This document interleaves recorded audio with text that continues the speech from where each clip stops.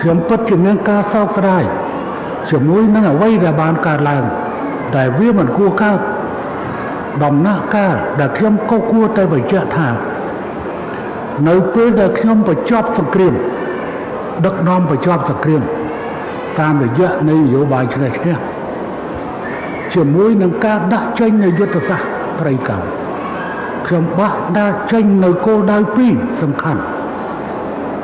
គោលដៅទី1គឺប្រែក្លាយតំបន់អតីតសមរភូមិឲ្យទៅជាតំបន់អភិវឌ្ឍដូច្នេះហើយបានជាយើងកសាងភូមិកសាងផ្ទះជូនក្រុមគ្រួសារទាហានរបស់យើងជូនគ្រួសារ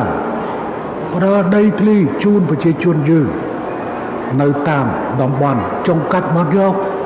រាប់ទាំងតាមព្រំដែនកម្ពុជាថៃព្រំដែនកម្ពុជាវៀតណាមព្រំដែនកម្ពុជាឡាវផងដែរ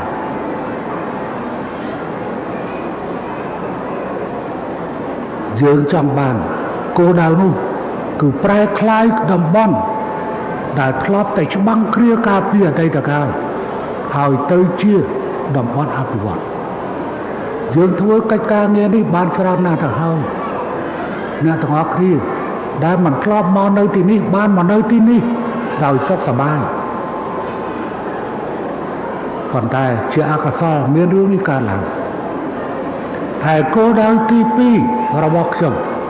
បានដាក់ចេញនៅពេលនោះគឺប្រែក្លាយ